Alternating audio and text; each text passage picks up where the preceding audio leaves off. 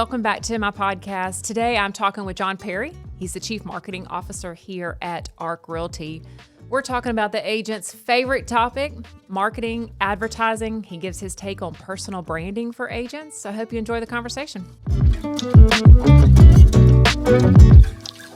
John Perry, who are you? Hey, I'm John Perry, the Chief Marketing Officer for ARC Realty. Okay.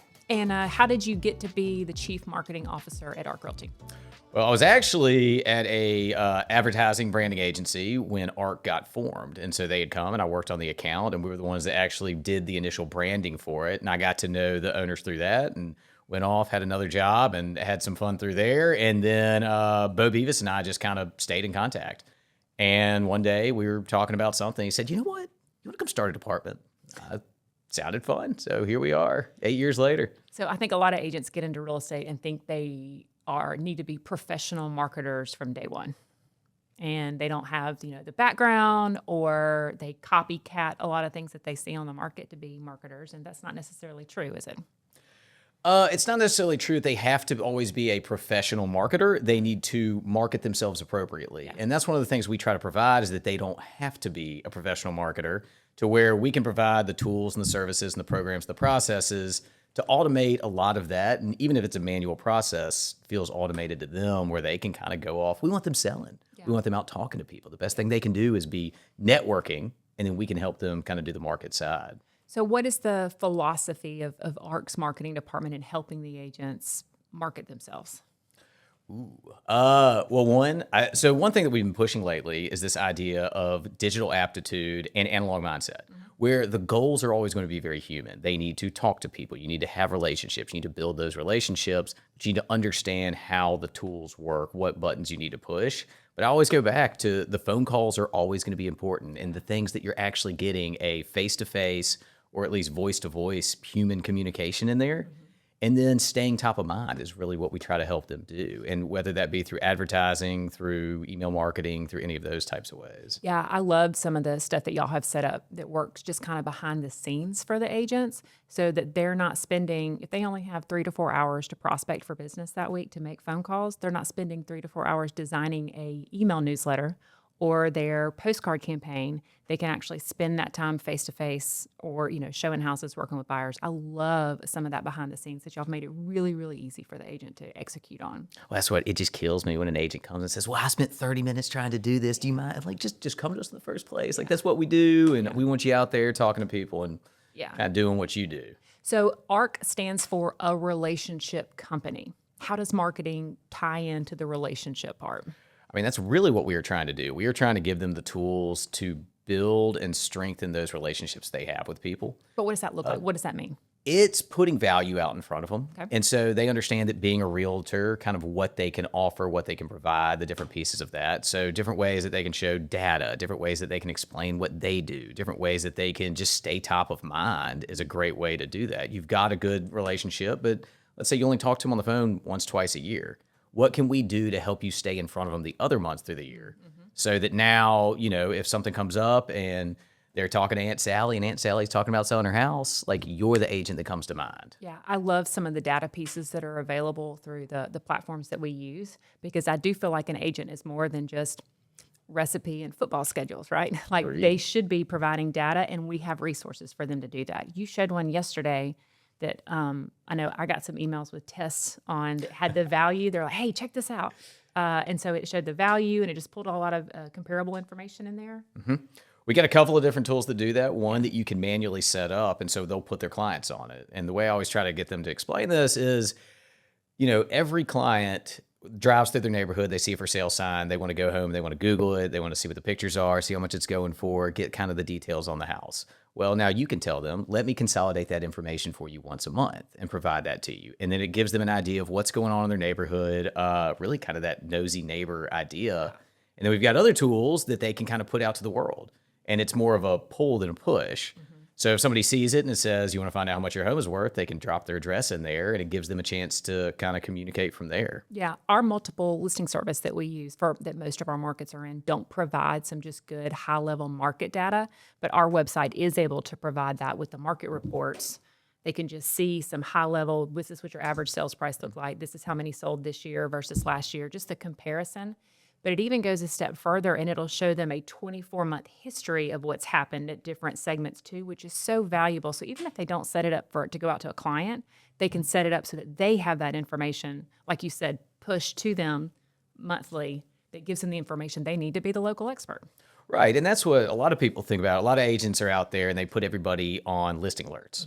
Well, not everybody wants to be on a listing alert. My idea is you put somebody in a house, let's give them data on that house. Let's give them on the data on the house for the next, multiple of years. I mean, everybody's curious what's going on in the neighborhood. So it's less pushy. We are not pushing. We always tell people be a person first and a realtor second. You want to have that data. You've got access to data. So we're just trying to share that and show the value. Agent comes to you. They have been selling for about a year. They have transitioned from, they had built a small business doing something else, built up a really strong following. They have a real spreadsheet, or they come from Constant Contact, but they've built up. They've been in the business a year and they're like, this isn't going like it should. I feel like I should be doing some more. How does marketing help that agent that's the scenario in? A lot of different ways. The base would be we'd take that document they have, we'd get it uploaded into our database management system. A lot of people call it CRM, but I mean, it's really, I look at it as managing your database, which is your network in a way that's organized and so that you can use it, get that uploaded. And then a lot of times we'll just walk them through how do we want to communicate with these people through the year. And we can establish all that through the system. And so one, it can remind them if they need to be making phone calls. Two, we can set them up on some automation like the neighborhood reports and different deals like that. But at the end of the day, there is no silver bullet for what agents do. If I had that secret recipe that I could just hand over and it worked for everybody at once, I'd be not sitting here. Yeah. But the truth is we try to offer enough different solutions where we can really we start with a consultation and it's sitting down with that agent and saying, hey, well, what has worked for you? Where has your business come from? And not just the base level, but like really, where did you know that person from? Where did you run into them and how did that business come about? And once we can identify some of that, we can help them better define their own audiences. Once you better define an audience, we can better find ways to talk to them. So not everyone's going to use every one of the tools, but we can pick out those 3 to 5 that really kind of fit for them and really make a very bespoke product just for them out of the tools we have sitting. Yeah. All right. So a different example. You've got an agent who, let's say they've been selling 5 to 7 years, so they've made it that over the hump of those first 3 years, which are always typically the toughest for an agent when they get in this business. So they're 5 to 7 years in. They've been running all over Birmingham, selling and listing houses. They've decided they really, really want to dominate the market that they live in. They want to dominate their neighborhood. What type of consultation do you have with that type of agent? If you're trying to dominate your neighborhood, first off, anytime you're doing any kind of farming, having that toe in the water is great. And living there is a great way to start. A lot of times I'll get people to take that neighborhood report and print it and actually mail it to everybody in their neighborhood and just say, hey, look, I have this data. If you would like to get, I live here. I love this place. I just want you to know I'm a realtor. I never want you to leave, but I have data. If you'd ever like to see that, just let me know and we'll get this to you once a month on email. So that's a great way to get started. Another way is just being present and being known. Visible. I mean, it's just being visible. If there is a neighborhood party, you need to be there. You need to throw your own neighborhood party. Yeah. So agents have the greatest job in the world. It's my number one piece of advice is spend more time with your friends. And my number 2 piece of advice is make more friends. Yeah. It's a great place to be. This idea that I think people look at what agents tend to be is great networkers. And so what we do is help them provide that steady cadence to stay in front of people, to remain top of mind, so that we can keep them out there just networking hard. Does that agent encourage them to do like an 8x8 postcard campaign for that neighborhood, or what do you think? 8x8's always a way to go. Yeah. So, and some people, I will say sometimes in their own neighborhoods, some agents get funny about sending postcards to that. So we have done more data specific postcards. Okay. So we can take, but yeah, so the 8x8, anyone who hadn't seen that, is really the idea of, sending a postcard once a week over the course of 8 weeks and just staying in front of them with kind of a heavy push.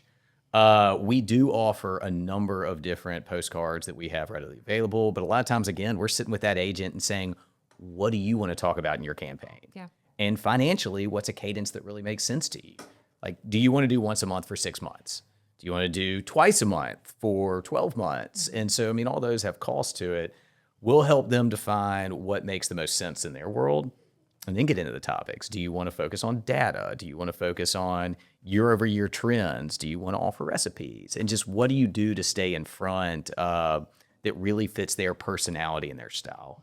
So, and then last case study or last example here, the agent who, they're the maven, like everybody knows who they are. They're well known. They are consistent enough in their business, and they come to you and say, John Perry, I'm going to spend $25,000, $30,000 on marketing this year. How do I want to allocate this spend? What does that conversation look like with them? That's a fun one. I know, right? So there's so much you could do on that. Advertising is obviously an easy way to go on it.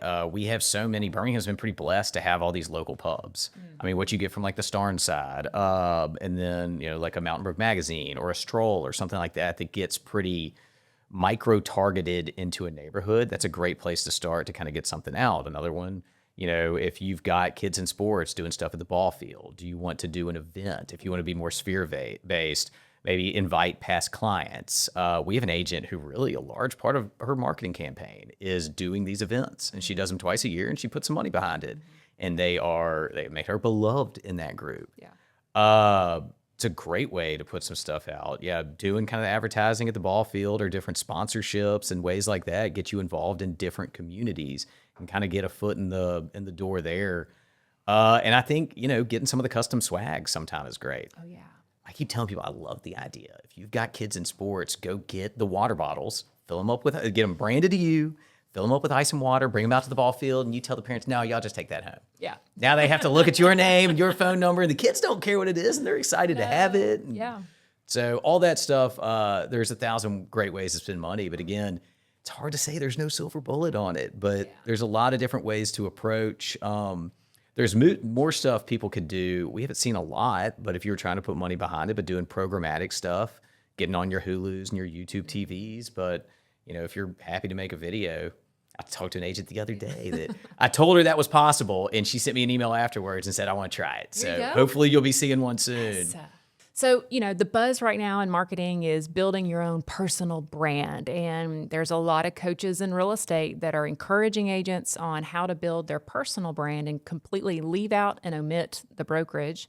But yet license law says the brokerage has to be, at least in Alabama, incredibly prominent in everything that they do. So what do you think about building a personal brand, or how an agent should do that or should not do that? Or what's your thoughts on it? I totally get it.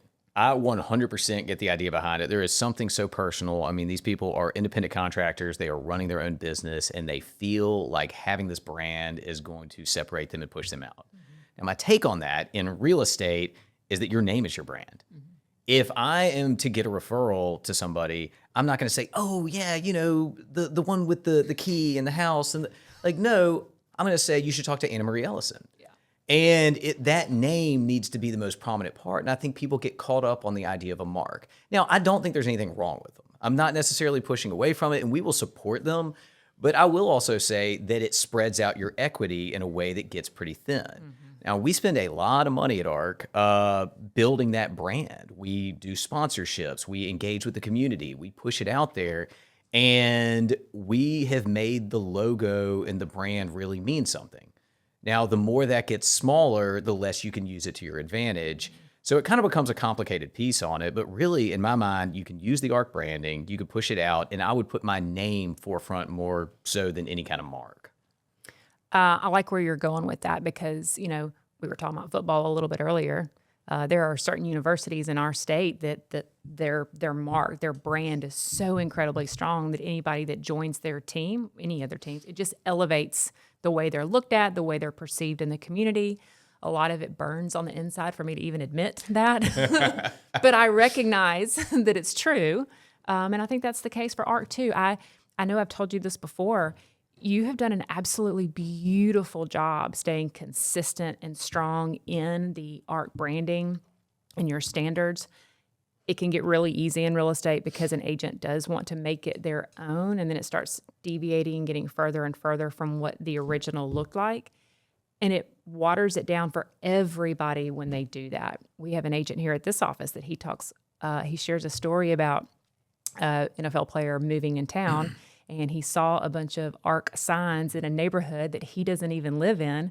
And when he called him, he said, hey, I want you to help me buy a house. I saw your signs all weekend in Rossbridge. And the agent was like, oh, I don't even work in Rossbridge, but there was that name brokerage already thing between the two of them. Well, that's what I always tell agents. If you are doing a good enough job communicating with your sphere, if you're putting yourself out there, if you're staying top of mind, every time they see someone else wearing an ARC hat, they think of you. Yeah. Every time they see an ARC sign, they think of you. Very true. And so it does put a little bit of the onus on them of, again, I go back to the name. It's getting your name out there and really pushing that. The name being the brand to me is a huge part because, I mean, it's a referral business. Yeah. We had a speaker earlier this week that said that this is a National Association of Rural Statistic that said, after, a month or 3 months, the person would be able to say, yeah, I worked with John Perry at ARC Realty. But after 2 years or more, that number drops to 9%, can tell you who it is that sold that house or helped them buy a house. That's kind of scary. But I also think that tells I know you probably have this conversation. I have this conversation where they're like, well, I don't want to be too pushy or I don't want to be annoying. And that statistic right there says we're not. Agreed. It says we're not. And that's where a lot of the stuff that we can do for automation. Again, some of it's manual for my team, but automated to the agent. And the more you can get that, you keep that. My team makes fun of me. I say the word cadence way too much, but it's a reality. It is. You keep that drumbeat. You keep a cadence where they may see your name twice a month. Now that phone call that you make twice a year is not quite so cold. Yeah. I've got the "We Will Rock You" That's right. is the cadence we're going with from the It's a marketing good cadence. department. Yeah. Automation, Yeah. phone call. It's the cadence I've got. So you brought up your team. How did you, when you came to ARC, you talked earlier today about how you came to ARC and the conversations with Bo. Were you just a one-man show at that point? How did you got more than just you and your department? Yes. So when I came in, there were two marketing people, and both great people, very talented and all of that, but they were never given any direction. Okay. It was kind of, they were flyer makers. They were do this, maybe a tech person one day, maybe a this some day. There was never any real consistency. So also neither of them had significant backgrounds in design. So when I came in, first thing I did was we hid me for about 3 months and I learned everything I could. And so before I made any kind of declarations, I made any pushes, made any changes, made any shifts, I got a feel for actually where I wanted to go because the industry was new to me. Yeah. But I came from marketing it different. I mean, being at the brand agency, I learned all kinds of different industries and how to pick them up quick. But so with those two, one of the first things I did was kind of organize them. So this person was going to be all external stuff going out to the community, and this person was going to be sort of internal. And then from there, I played designer, I played backup on both, and really I'm very hands-on still to this day in pretty much everything we do. And so what I found was if there was a new task I wanted to take on, I would take it on myself. And I'm a glutton for punishment in that way, but I would fully incorporate myself into it and do it until I kind of hit basically burnout on that particular piece phase, and then you hire someone to take over. Yeah. And then you can move on to the next. So all of our growth was strategic, and it was always around stuff that by the time I was handing it off to a person, I had done this for 6 months, and I could tell them exactly what was working, what I saw that wasn't working. Then I think one of the important pieces on it is you let them own it. Mm-hmm. Like, I don't want them to do it just the way that I do it. And I tell my team that all the time. Like, I'm going to have ideas, but say no if they're not good. Mm-hmm. I don't want you to do your job the way I would do it or I would be doing it. Like, I want them to really take it in and own it. And I think that that's really given a chance to kind of diversify the perspectives that we're getting within the department. So everyone really gets a chance to kind of own their piece. I think that shows a lot of growth or a lot of maturity as a leader. Because I think, as you become a leader, you move into a leadership spot, you feel like everybody needs to do it 100% your way or it's wrong. And then as you mature, you get larger teams or you move to different teams, you learn that if it's 60%, 65% of the way you would do it, great. I can't imagine what that's like in the creative space, though. Yeah, and that's what I mean. I've worked with creatives for a large part of a lot of my career, so I don't know. I blend with them well enough. It's kind of I can play the design side, but it's everybody has their own opinions and everything, and I mean, really, you just gotta let them do their thing. I mean, that's really it. How many people do you have on your team? And what's the makeup? We are 8, including myself. We have 2 dedicated designers. We have somebody that plays backup to a lot of the different roles, but really is dedicated to a particular program. We, for each of our primary markets, Montgomery, Birmingham, and Huntsville, we have a dedicated person that really plays point of contact. And then I have a operations coordinator that really, we're always doing new programs, new ideas, and new things. And it kind of hit the point where it was too much for me to manage all that in my brain. So really helps us execute on all the different pieces. We've talked about helping the agents advertise themselves. Brokerage advertising, like how do you see that playing a role? We do little to no advertising for the company as a whole, and that's very much by design. We have only so much money we can do it, and I've never liked our call to action. And it's call me, and we can introduce you to one of our 500 agents, even though you already know 3 or 4 on your own. In reality, what I would rather do is use that same sort of money to focus on the community, do sponsorships, philanthropy, and things like that the agents can now use on their behalf. It just, to me, everything that we are doing from a company standpoint is meant to be for the agent. And just getting phone calls to the main office is not necessarily what's going to do that. I would rather work with an individual agent and help them co-op and kind of push out for advertising that way so that we can go it to an individual person as opposed to just coming back to the brokerage. I don't think that's a shared philosophy among a lot of real estate companies out there. Well, that money that we're spending on advertising, somebody spent on advertising, I can now spend on another person to hold an agent's hand and potentially improve their business. And to me, that's money well spent. So with your team, you've got 8 people on your team. How do you support them? What do you do to keep them? They've got to stay, in front of the agents. They've got to stay up on trends, up on things coming. How do you support your team or help your team stay in front of things so they can help the agents when they come and say, "Hey, I heard this." They're like not having to go, "Give me a minute." Yeah, that's not easy. No, it's not. So we've always said the core brand values for our department are we are available, we are engaged, and we are driven. So basically, we have an open door policy. You can walk in anytime. Same for my door as well. Anyone can come grab us, can come ask us. Now, we may not always have the time, but we have a lot of conversations with our team about, you need to sit there and listen because what they are saying is important. And even if you can't do it right then, you have to be polite and just say, hey, we will get to this as soon as we can. But it's really giving them the ability to, everybody gets, we try to get, if somebody tells me that they're loaded down on work and if somebody did come in, they would be unable to help them at the time, go work from home. Yeah. Knock out what you have to do behind the scenes. We have a big enough team that someone can always be there. And it's important that somebody's there and that we're available. As scary as it is, I think every agent has my cell phone number and a lot of them will use it. But that's really it, is that our business is growing the agent's business, and we can't do that if they can't find us. So we have marketing request forms. They have our emails. We have kind of a group email distribution list, or they can get a hold of me if there's ever any kind of issue or anything they need. But I mean, really, it's whatever we can do to serve them is it's a customer service role at the end of the day. Yeah. And that's the way we have to look at it. What can we do to hold your hand and make your business better? So, but do you get them to, are they sitting on HubSpot webinars or, XYZ tool and learning about, so they're bringing ideas to the table too with how to advertise in real estate or current trends and stuff like that? We do encourage them. Some go on some conferences. We'll jump on some things here and there. But really, I mean, I think the most insight we're getting is hearing from the agents too. Okay. And I mean, we have a weekly call. And on that call, one of the first questions I ask everybody is there any request, complaint, or idea that you've heard more often lately? Okay. And so what we try to do is find what those patterns are. And if we start to hear something from 3 or 4 agents, then we can just assume that's a bigger problem out there.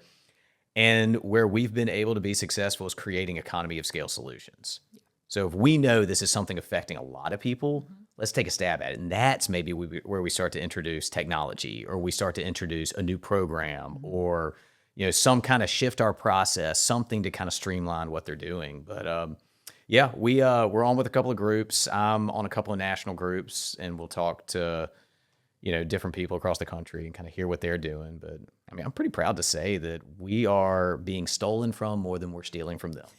So we try to be creative in our solutions and find new ways to solve real problems that are existing, not just spin wheels and throw technology for technology's sake. Well, so you saying that makes me realize that a couple of the new platforms that you've recently unrolled for us here at ARC were probably came from, hey, we're hearing a lot of this, agents are talking about this, and so you were like, let's find a solution that we can offer and take a stab at. Yes. Yeah. So it's execution of, I was like, oh, okay, that's where that came from. Yeah. We heard a bunch of people complaining about this. No, encouraging. Well, look, I'm big on complaints. I have zero problems with them, and every complaint an agent has is a new problem to solve. Is completely the way to look at it. And yeah, I mean, if they're saying it rudely, then it's one thing. But like most people come to you in a pretty positive way. Like, hey, I just want you to know this is happening. It would be nice if. Yeah. And so that's our job, is to figure out, not just put a Band-Aid on what their issue of the moment is, but like, let's look at the broader issue. Yeah. Now, this is happening with a couple of people. How can we improve our process? How can we add a new piece of technology that's now going to solve a bigger problem? Mm-hmm. In a lot of ways, if you approach it like that, it's not overly expensive and it's pretty efficient. So, Well, and what y'all don't talk about is one of the platforms that y'all are going with. I would imagine you probably vetted 10 before you decided on the one that we're going with. I'm talking about Reject. Oh, So yeah. you probably vetted a whole bunch of them before you decided on that one to go with. If an agent were to do the same thing, they would spend the entire month of fill in the blank, 30 days on Zooms and lunches, and they're not working with buyers, they're not working with sellers, they're not reaching out to their sphere, they're not networking with anybody when they're kind of doing all that piece. So that's a part that you all don't get credit for, taking off their plate, that is helping that agent be successful, that they're not having to spend time spending energy, spending resources doing that piece. that's true. Yeah. Yeah, yes. There's a lot of due diligence to the back end. And that's what I mean. I'm on demos. We had one today and rerun. Yeah. And so I'll do a couple of those throughout the week just to know. And sometimes it's a product that our digital advertising product that we recently launched. I talked to them twice a year for the last 6 years. And finally, I'd gone to them and said, for the 100th time, I don't want to do anything from a brokerage standpoint, but how do you give me something that the individual agents can use on their behalf? Yeah. And that was how we got to where we are on the platform right now. Love that. So where agents can jump in and do it on an a la carte style. I've got this listing, I need to push it. And now they can get their listing on the Wall Street Journal in 10 seconds, and it just makes life easy. Yeah. So Yeah. I love that platform. it's great. I feel like agents are almost clobbered over the head daily with calls, advertising, brand new shiny. This is how you need to advertise. This new magic advertising platform. You got to do this. AI, blah, blah, blah, blah, blah. How do you help an agent cut through the noise to decide what's going to help them build the business they want to build? Really, a lot of it's knowing kind of what the landscape on that looks like, which is why I spend a lot of time talking to them. I go to conferences, talk to people. I kind of know what general technologies, which ones are similar, where they're different, kind of where they excel on those. But the big thing is you got to know what all's out there and then find the problem to solve. And so it kind of helps if you know what you are trying to accomplish, as opposed to just jumping on what's new. Now, don't get me wrong, every now and then something comes through that you may not have thought about that's just so amazing, you got to jump on it and you say, this could be worth it. And when he goes through that, there are a lot of vetting and a lot of questions, because that's also, demos are hard. I've done enough to where I kind of gotten to the idea we know what questions to ask at this point, because every demo works perfectly Doesn't it? because it's in a vacuum. Yes. And I'm at my desk. You're at your desk, and this person, they've got everything teed up on the examples they want to show, whatever case studies they have. But the reality is, you have to think through, and you have to, I mean, this comes to also just talking to the agents. I think having a hand in the grass with the agents is the best thing we can do, because now I can sit there and listen and say, well, an agent wouldn't do that. Yeah. They're like, oh, and if you click this, you do this, and the business just grows. And well, an agent's not gonna do that first part. So it's knowing what the agents would do. And then a lot of times I'll crowdsource on those too. If there's one I really like, I'll bring a couple of agents in, get them to do a demo and just get a feel for what they say. Because I mean, kind of I said before, in my opinion, it's not always going to be right. Yeah. So it's getting perspectives, getting ideas, and really focusing on what problem are you trying to solve, as opposed to, does this look cool? Because we all know every piece of technology is AI now. Now, it might be this little bitty AI in the background, but they're going to claim it. So it's very easy to say, I have this new AI product that does this. Well, figuring out what that actually means and what does it actually do and how is it going to make someone's life easier Yeah. is the bigger focus. I had I was talking about this, a conversation with somebody from another company recently, and she was talking about how she wanted to do a postcard campaign, and she had reached out to a well-known postcard campaign company for real estate, but she could never get it off the ground because it took her too much time to get where she was keeping her people into this third-party postcard campaign platform. So for her, it wasn't an issue of wanting to do something new. She just had a habit block. Now we can solve that habit block for her because ours is all in one. Right. But until she realized that it wasn't her not wanting to do it, it was the habit of getting the people in their part. It wouldn't matter if she used this postcard company Right, or this right, postcard right. company or this postcard company. It was still going to be the same thing. Right. The same thing. I run it a lot about with social media and agents wanting to, well, I'm going to hire this social media company to help me with stuff. Right. And I'm like, great. Do you have what you're going to send them? I have no idea what I'm going to say. And I'm like, okay, let's start there. You got to start with social media. Yeah. You've got to start with what are they trying to accomplish? Yeah. And I mean, if they want something if it wants to be personal, even if you are sending the images to somebody, it's hard to have somebody else post you on your behalf. Yes. It feels a little less real, a little less kind of authentic. If you're trying to have that big approach to it, those just get really hard. So it's kind of, if your goal is to have a presence, that's very different than if your goal is to show yourself as the expert or to build yourself as a brand. All very different, are going to have different approaches in how you run at it. Yeah. Social media is so personal. It's just so personal. And when it gets that personal, that's a level of liability that comes along with it. And so if we get something that's out of tone, out of voice, I don't want that to necessarily be something that, negatively affects an agent in any kind of way on their personal side. So, I mean, again, it's just setting boundaries within the department has been kind of an important piece too. We also don't do logos for almost the exact same reason that the company will not do it. Now, they can get one of my designers to do it freelance. Sure. If the designer's willing to do it. But the second it comes through as a piece through the department, it's so personal, it'll clog everything up because it'll go through 1,000 iterations and 1,000 different reasons. And again, it's just not something I necessarily think is the right way to go every time. I think your name is your brand and use the art brand. Yeah, I totally agree. I don't think that anybody goes, oh, that's the house with the hip on the left versus the right, like every other logos I see. I've got to call them. That's the one. That's it.